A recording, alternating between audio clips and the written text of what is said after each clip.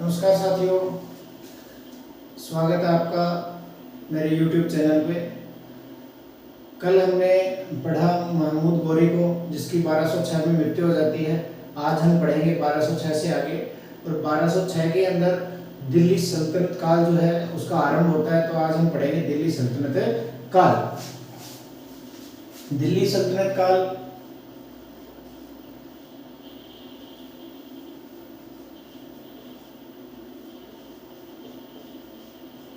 इसका दिल्ली सल्तनत काल का समय काल था 1206 से लेकर 1526 ईस्वी।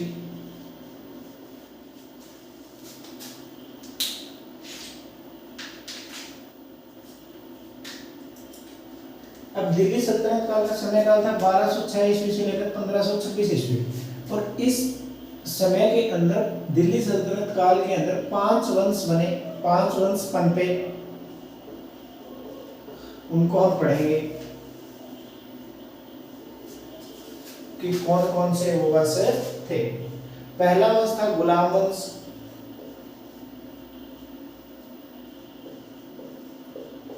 पहला वंश था गुलाम वंश, और गुलाम वंश का समय काल था 1206 ईस्वी से लेकर के 1290 ईस्वी तक।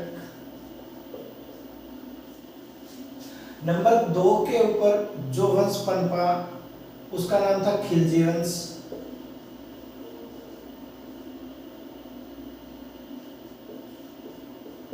और खिलजी वंश का समय काल था 1290 ईस्वी से लेकर के 1320 ईस्वी तक। और तीसरे नंबर पे जो वंश पनपा, जो वंश बना, उसका नाम था तुगलक वंश।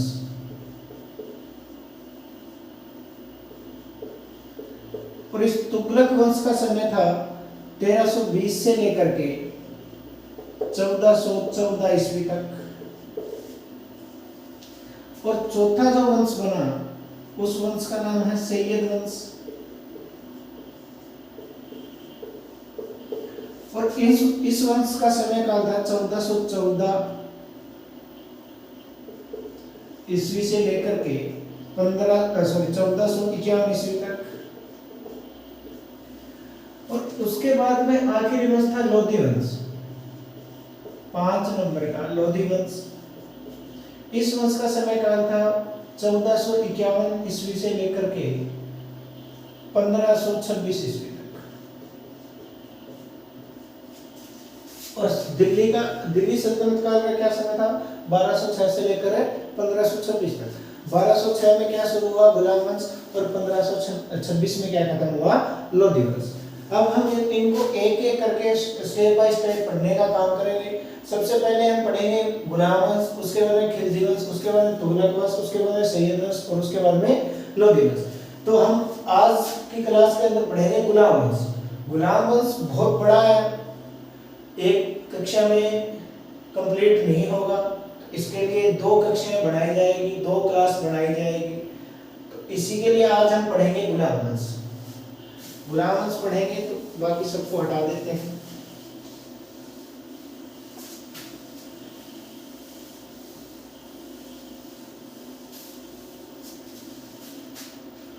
गुलाम वंश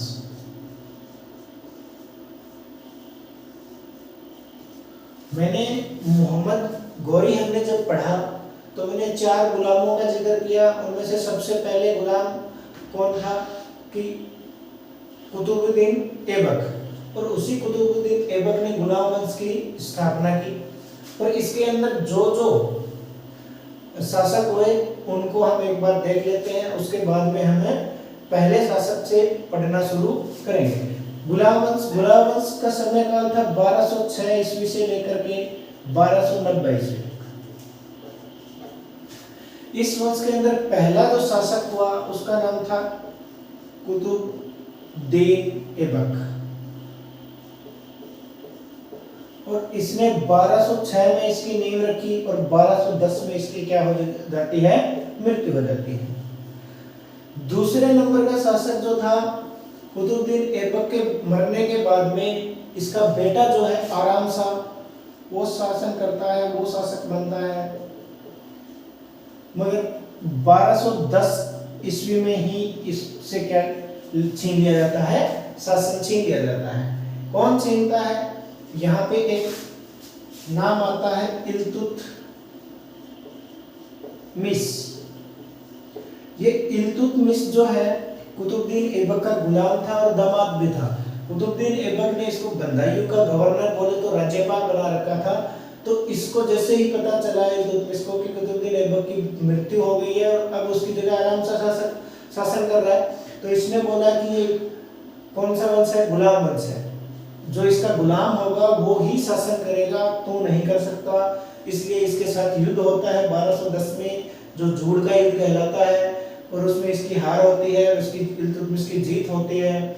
वो हम आगे पढ़ेंगे इल्तुतमिश में। इल्तुतमिश ने 1210 से लेकर के 1236 ईस्वी तक शासन किया। इसके बाद में 4 नंबर पे आता है सुकुनुद्दीन फिरोजा। इसी को हम रुकुनुद्दीन फिरोजा भी बोल देते हैं। और इसने भी 1236 ईस्वी में ही शासन किया। थोड़े समय के लिए इसने शासन किया और उसके बाद में इसका शासन चला गया। 5 नंबर पे आती है रजिया सुल्तान। रजिया सुल्तान 1236 से ईस्वी से लेकर के 1240 ईस्वी तक शासिका रही।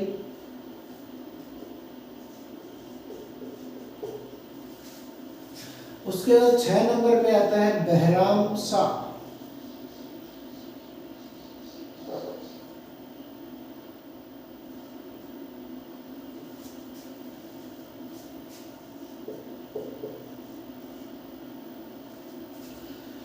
और बहराम शाह ने 1240 ईस्वी से लेकर के 1242 ईस्वी तक शासन किया।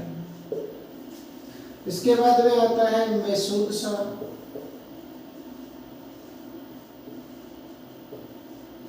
मैसूद शाह ने 1242 से लेकर के 1246 ईस्वी तक शासन किया। अब पहले इतने देख लेते हैं 7 नंबर तक, उसके बाद में इनको साफ करेंगे। गुलाम वंश 1206 से 1290 ईस्वी तक इसका समयकाल रहा। कुतुबुद्दीन ऐबक ने 1206 में इसकी नींव डाली और 1210 तक शासन किया और उसके बाद में मृत्यु को प्राप्त हो गया। आराम शाह इसका कुतुबुद्दीन ऐबक का पुत्र था। इसने 1210 में ही शासन करना शुरू किया, मगर इल्तुतमिश ने नहीं करने दिया। इल्तुतमिश ने युद्ध किया और जीत गया और 1210 से लेकर 1236 तक 2640 में शासन किया। सुकुनुद्दीन फिरोजा या रुकुनुद्दीन फिरोजा ने 1236 ईस्वी में ही एक बार गद्दी संभाली, मगर उसके ऊपर टिक नहीं पाया। रजिया सुल्तान 1236 से 1240 ईस्वी तक इसने शासन किया। भारत की एकमात्र महिला जो दिल्ली दरबार की गद्दी के ऊपर बैठी। बहराम शाह 1240 से 1242 ईस्वी तक शासन किया। मैसूद शाह 1242 से 1246 ईस्वी तक शासन किया।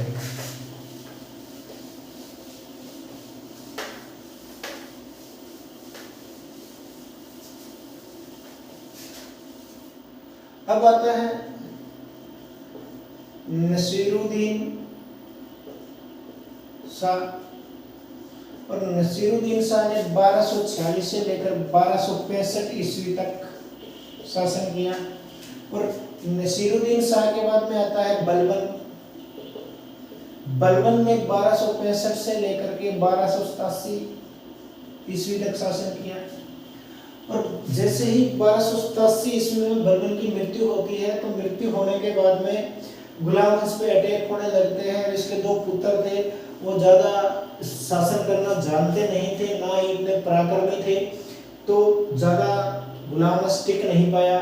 मात्र 3 साल और टिका 1290 तक। इसका एक बेटा था, केकुबाद नाम था उसका। उसने 1287 से लेकर 1290 तक शासन किया। और जब ये चला जाता है तो इसका एक और बेटा होता है केमुस। उसने 1290 ईस्वी में ही शासन किया और 1290 ईस्वी तक इसने शासन किया। इसका जैसे ही अंत होता है तो इसके बाद में क्या हो जाता है, गुलाम वंश का अंत हो जाता है, क्योंकि गुलाम वंश 1206 से उस गुलाम वंश की नींव डाली कुतुबुद्दीन ऐबक ने, और केमुस ने 1290 में इसका क्या कर दिया, खात्मा कर दिया कि इसका अंत होते ही 1290 में ही गुलाम वंश का क्या हो जाता है, अंत हो जाता है। और उसके बाद में खिलजी वंश का उदय होता है 1290 से 1320 ईस्वी तक। अब हम पढ़ेंगे, अब जितने भी शासक मैंने लिखे उनको एक एक करके पढ़ने का काम करेंगे। कि सबसे पहले हम पढ़ेंगे कुतुबुद्दीन ऐबक को, कि गुलाम वंश के संस्थापक था, उसने इसकी नींव डाली। तो पढ़ते हैं कुतुबुद्दीन ऐबक। अब इस ऐबक का मतलब होता है चंद्रमा का देवता। सबसे पहले मैं बता देता हूं कि इस ऐबक का मतलब होता है चंद्रमा का देवता। अब हम पढ़ेंगे कुतुबुद्दीन ऐबक को। कुतुबुद्दीन ऐबक ने गुलाम वंश की 1206 ईस्वी में गुलाम वंश की नींव डाली।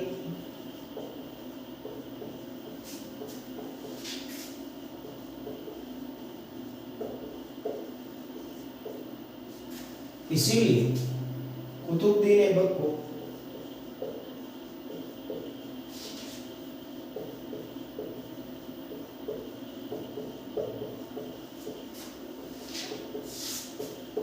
गुलाम वंश का संस्थापक कहते हैं।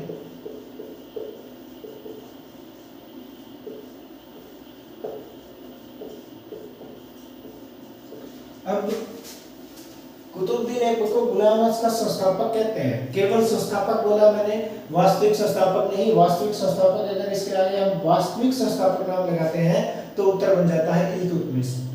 इसने केवल स्थापना की, उस वंश को उभारने का काम और सबसे पहले उस वंश का सुल्तान बनने का काम किसी ने किया तो वो था इल्तुतमिश। इसीलिए उसको क्या बोला जाता है, उसका वास्तविक संस्थापक बोला जाता है। अब थोड़ा सा 1206 से पीछे चलते हैं। बात है 1194 ईस्वी की, कि कुतुबुद्दीन ऐबक ने क्या क्या कार्य किए, उस कार्य को बता रहे हैं। 1194 ईस्वी में दिल्ली के अंदर, दिल्ली में ऐबक ने कुव्वत उल इस्लाम नामक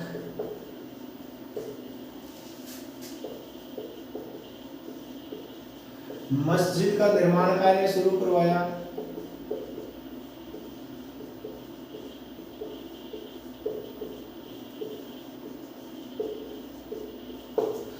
अब 1194 ईस्वी में दिल्ली में ऐबक ने, कुतुबुद्दीन ऐबक ने कुव्वत उल इस्लाम नामक मस्जिद का निर्माण कार्य शुरू करवाया।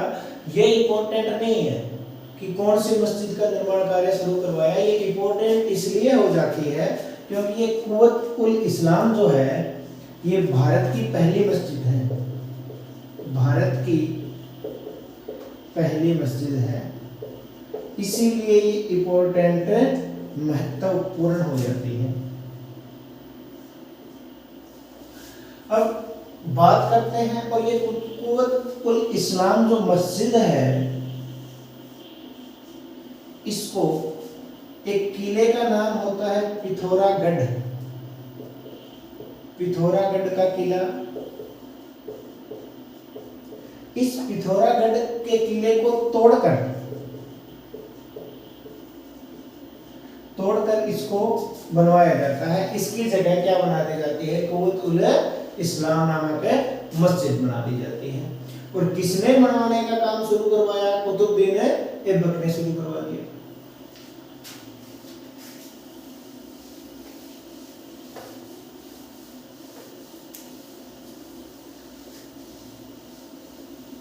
अब बात करते हैं 1194 ईस्वी में दोबारा आते हैं तो अजमेर में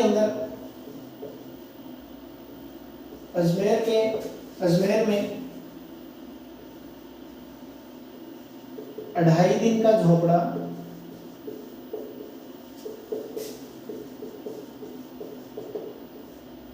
भी कुतुबुद्दीन ऐबक ने बनवाया।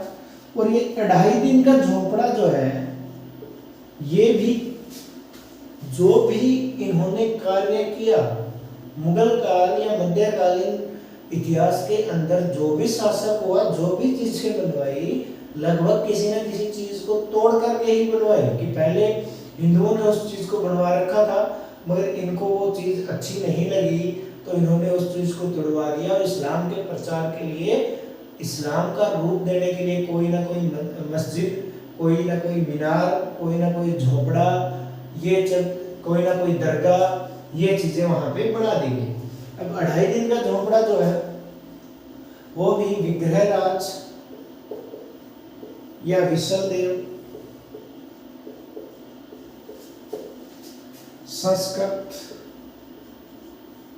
महाविद्यालय को तोड़कर बनाया गया।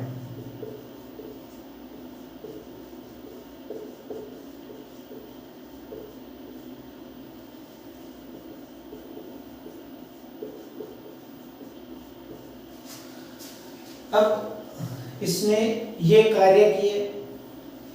उसके बाद में बात है 1199 ईस्वी की। दिल्ली के अंदर, दिल्ली में इसका एक गुरु था, उसका नाम था कुतुबुद्दीन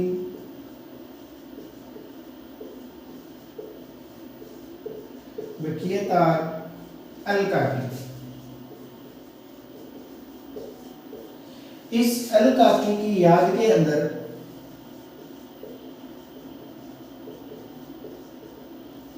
में इसने कुतुब मीनार का कार्य, कुतुब मीनार का निर्माण कार्य शुरू करवाया।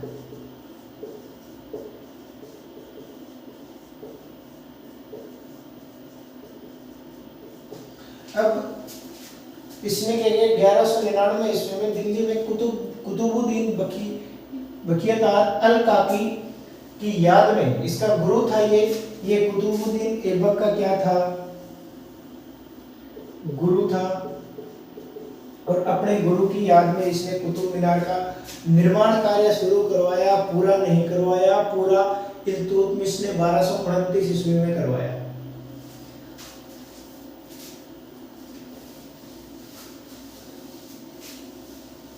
अब वापस आते हैं गुलाम वंश पे। अब गुलाम वंश जो है, सीधी सी बात है कि कुतुबुद्दीन ऐबक ने शुरुआत की, तो इसने कहीं इसकी राजधानी भी बनाई होगी। तो कुतुबुद्दीन ऐबक ने अपनी राजधानी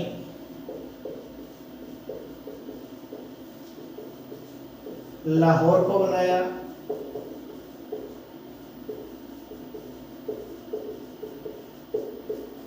और कुतुबुद्दीन ऐबक जो क्या है,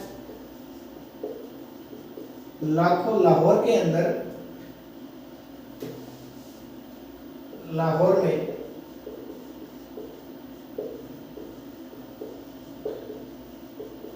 लाखों रुपए का दान देता था। इसलिए इसको उपाधि मिली लख बख्श।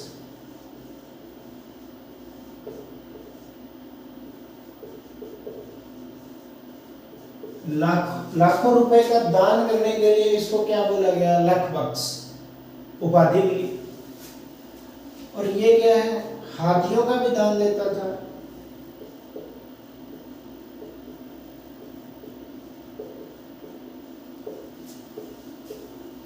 और हाथियों के दान देने के लिए इसको उपाधि मिली पील बख्श। लख बख्श प्रश्न आता है कि लख बख्श किसे कहा जाता है, कुतुबुद्दीन ऐबक को। पील बख्श किसे कहा जाता है, कुतुबुद्दीन ऐबक को। लख बख्श किस लिए कहा जाता है, लाखों रुपए का दान देने के लिए। और पील बख्श किसे कहा जाता है, हाथियों का दान देने के लिए कुतुबुद्दीन ऐबक को कहा जाता है। इसकी राजधानी कहाँ थी, लाहौर को इसने अपनी राजधानी बनाया।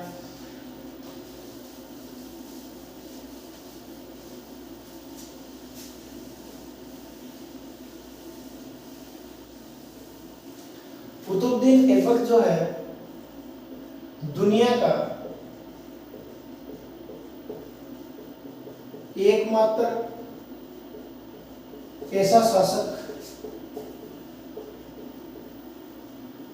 जो कभी सिंहासन पर नहीं बैठा, सिंहासन पर नहीं बैठा और खुद को क्या उपाधि दी, और खुद को उपाधि दी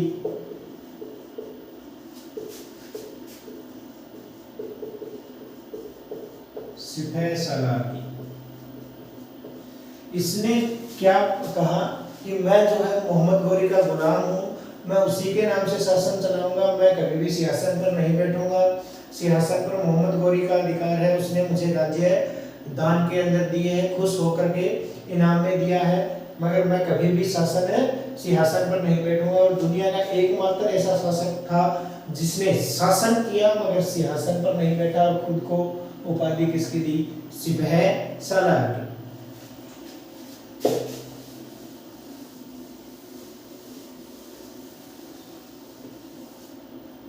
जब कुतुबुद्दीन ऐबक शासन कर रहा था 1206 से 1210 के, तो एक मोहम्मद गौरी का और गुलाम था बख्तियार खिलजी। तो बख्तियार खिलजी ने 1205 और 6 में क्या किया कि नालंदा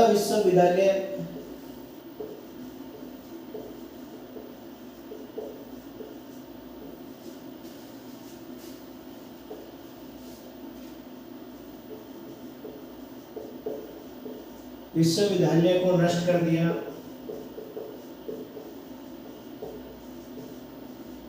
अब ये क्वेश्चन पूछ रहे कि किसने किया 1205-6 में, बख्तियार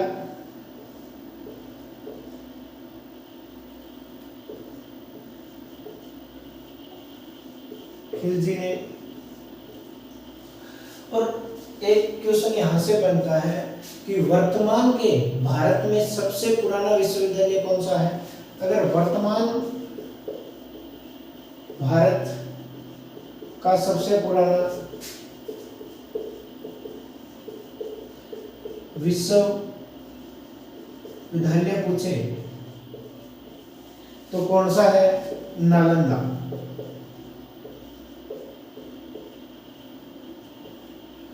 और भारत का सबसे पुराना विश्वविद्यालय पूछे तो भारत का मतलब क्या है कि भारत पाकिस्तान बनने से पहले का भारत, जब पाकिस्तान नहीं था तब सबसे पुराना विश्वविद्यालय का नाम आता है तक्षशिला, जो आज भारत के अंदर नहीं है, आज कहाँ पे स्थित है, पाकिस्तान में। अब दो क्वेश्चन यहाँ से बनते हैं, दोनों क्वेश्चन अच्छे से ध्यान में रखना कि एक तो वर्तमान भारत का पूछे तो नालंदा ही है, अगर भारत का पूछे तो तक्षशिला है, जो आज कहाँ है, पाकिस्तान में है। इतनी बात समझ में आई। अब कुतुबुद्दीन ऐबक ने इतने काम किए, उसके बाद में 1210 के अंदर 1210 ईस्वी में पोलो या चौगान, जो भी समझो तुम, चौगान खेलते हुए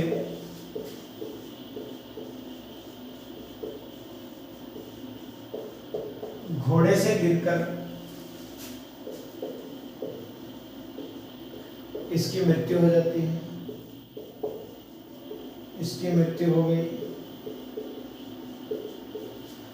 अब 1210 में जैसे इसकी मृत्यु होती है तो 1210 ईस्वी के अंदर ही कौन शासन करता है, आराम शाह, जो ऐबक का पुत्र था।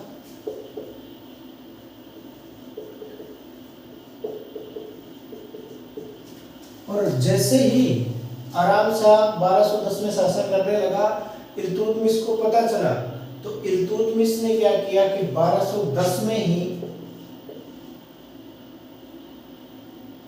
1210 ईस्वी में ही आराम शाह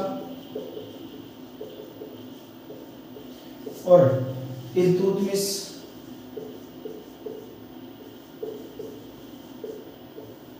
में युद्ध होता है, और उस युद्ध का नाम जो है वो बोला गया जोड़ का युद्ध। और इस युद्ध के अंदर इल्तुतमिश की जीत होती है और आराम से क्या है, हार जाता है। अब जीत होने पे इल्तुतमिश क्या करता है, 1210 में ही शासन करने लगता है। ये बोलता है कि ये गुलाम वंश है, गुलाम वंश में जो गुलाम होगा वही शासन करेगा, अन्यथा और कोई भी शासन नहीं करेगा। तो 1210 से लेकर 1236 ईस्वी तक इल्तुतमिश शासन करता है गुलाम वंश में।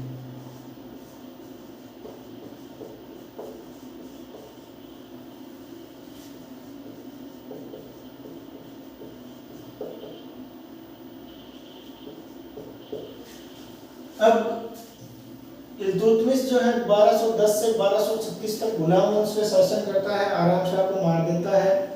और उसके बाद में इल्तुतमिश 1210 से 1236 तक क्या क्या कार्य करता है वो देखते हैं। पहले देखते हैं इल्तुतमिश था कौन। इल्तुतमिश जो था वो ऐबक का दामाद और गुलाम था। और ऐबक ने इसे क्या है, बंधायु क्षेत्र का गवर्नर बोले तो राज्यपाल बनाया हुआ था।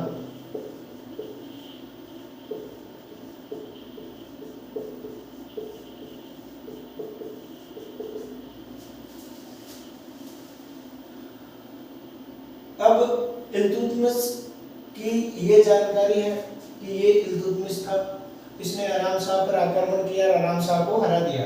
अब 1210 से 1236 में ये कुछ काम भी करेगा। तो इसने सबसे पहले अपने शासन हाथ में आते इसने क्या किया, 40 तुर्कों को लाकर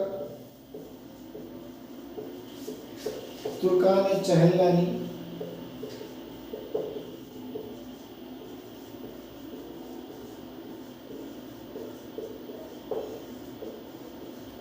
की स्थापना कर दी। इस तुर्कान चहलगानी को बोला गया दल चालीसा। और तुर्कान चहलगानी जो है इसका प्रथम अध्यक्ष बलबन था। और इस इल्तुतमिश ने क्या किया, इक्ता व्यवस्था स्थापित की। इसने 7 इक्ते बना दिए।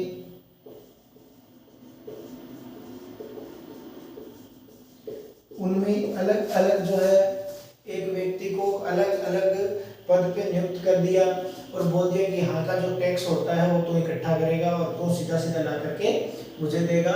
इसने अपने ऊपर ज्यादा बर्डन नहीं रखा, एकता व्यवस्था स्थापित कर दी। उसके बाद में इसने क्या किया,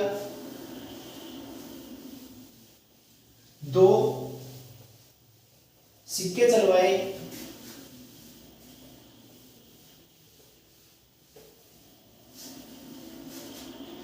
इसने 2 सिक्के चलवाए।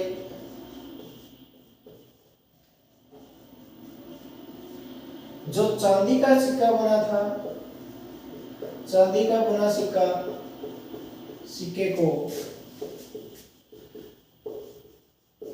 टंका या टका बोला गया।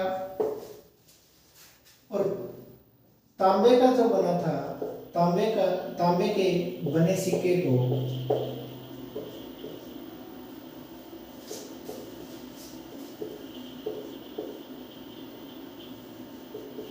जीतल बोला गया।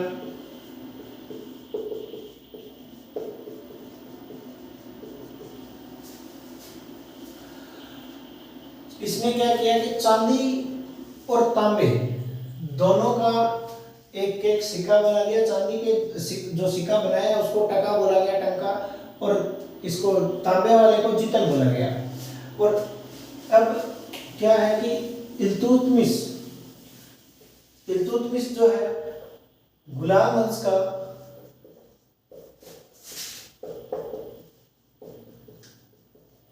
वास्तविक संस्थापक इल्तुतमिश को माना जाता है।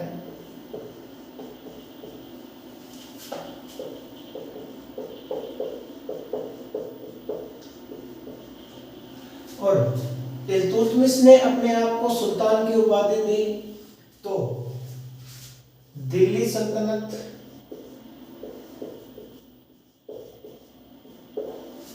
का पहला सुल्तान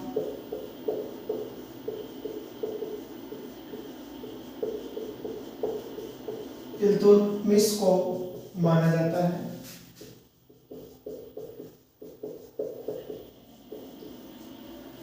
और इसने अपने आप को उपाधि क्या दी? सुल्तान की। इसने बोल दिया भी मैं किसी का गुलाम नहीं हूं, मैं ही सुल्तान हूं। तो इस बात का पता चलता है एक दूसरे गुलाम को जिसको गजनी देके गया था, मोहम्मद गोरी जिसको गजनी देके गया था, उसका नाम है यल्दोज।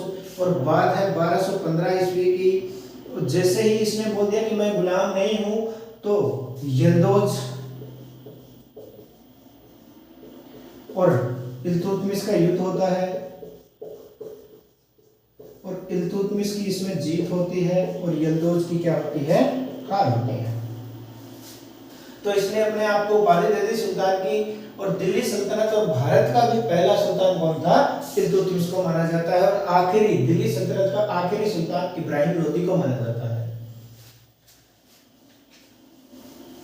1215 में यल्दोज और इल्तुतमिश, जो 1215 के अंदर जो युद्ध हुआ था यल्दोज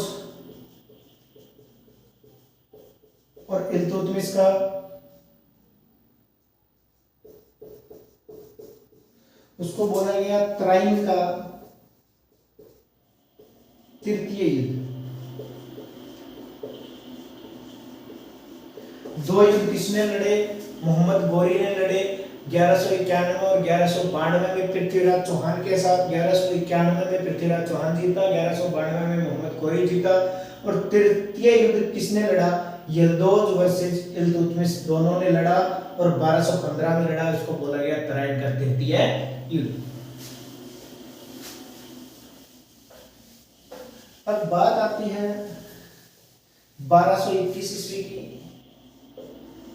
1221 ईस्वी में इल्तुतमिश पर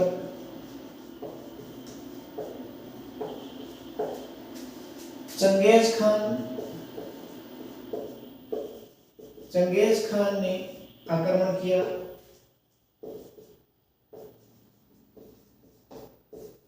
चंगेज खान ने आक्रमण किया और चंगेज खान जो था वो मंगोलों से संबंध रखता था, मंगोल थे। और इसीलिए क्या बोला गया, भारत के ऊपर मंगोलों का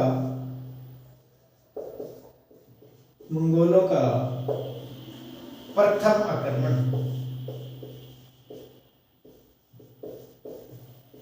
कब किया गया? 1221 ईस्वी में। किसके समय में? इल्तुतमिश के समय में। किसने किया? चंगेज खान ने। और इसी आक्रमण को क्या बोला गया कि मंगोलों का आक्रमण। और ये पहला आक्रमण था कि भारत में किसी मंगोल ने भारत के ऊपर आक्रमण किया था। कब किया था? 1221 में। इसी बात के लिए इसको इम्पोर्टेंट मानते हैं और यहीं से क्वेश्चन उठता है।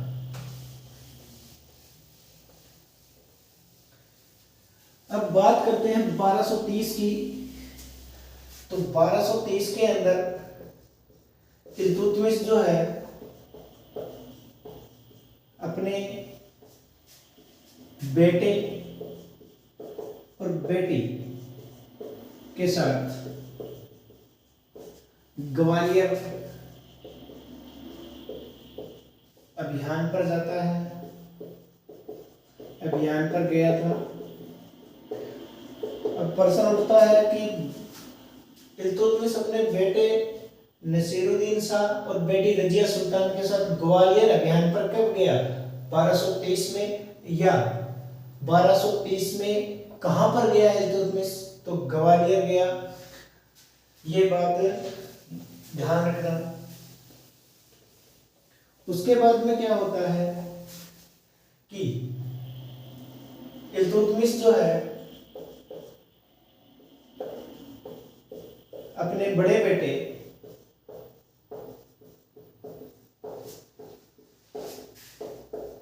नसीरुद्दीन शाह की याद में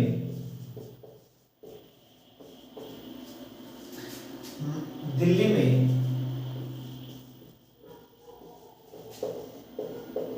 मकबरा बनवाता है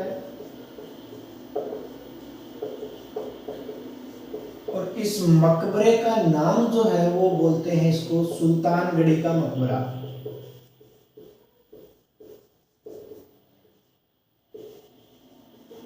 और ये स्थित कहाँ पे है? दिल्ली के अंदर ये स्थित है और अपने बड़े बेटे नसीरुद्दीन शाह की याद में इल्तुतमिश बनवाता है। इल्तुतमिश को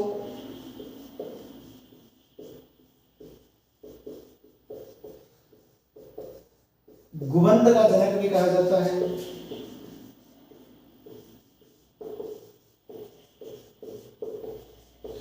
और इल्तुतमिश ने 1200 बात करते हैं 1229 ईस्वी की, तो जो कुतुबुद्दीन ऐबक कुतुब मीनार का कार्य शुरू करवाया था उसने 1229 ईस्वी में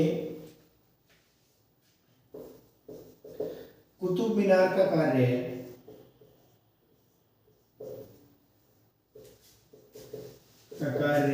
इल्तुतमिश ने पूरा करवाया।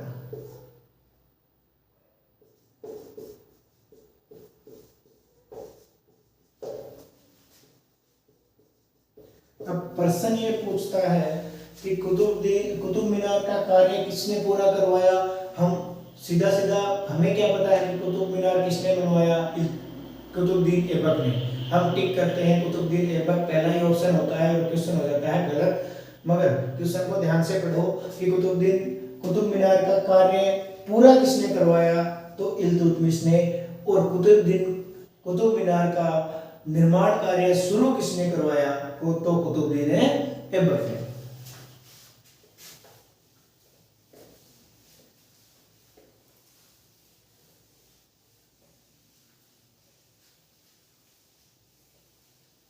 और 1236 ईस्वी में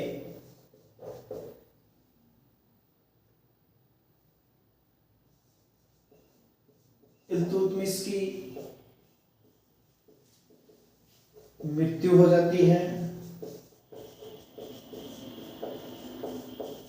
और इल्तुतमिश का जो मकबरा है और जो इसने अपने सुल्तानगढ़ी का मकबरा बनवाया था अपने बेटे की याद में, वो भारत का प्रथम मकबरा था। इसीलिए वो इम्पोर्टेंट हो जाता है कि भारत का प्रथम मकबरा कौन सा था? तो सुल्तानगढ़ी का मकबरा था। किसकी याद में बनाया गया? नसीरुद्दीन शाह की याद में बनाया गया। नसीरुद्दीन शाह कौन था? इल्तुतमिश का बड़ा बेटा था। और अब इल्तुतमिश का मकबरा कहाँ है? कुतुब मीनार परिसर में है। परिसर दिल्ली में है, दिल्ली में स्थित है। अब ये था इल्तुतमिश। इसके बाद में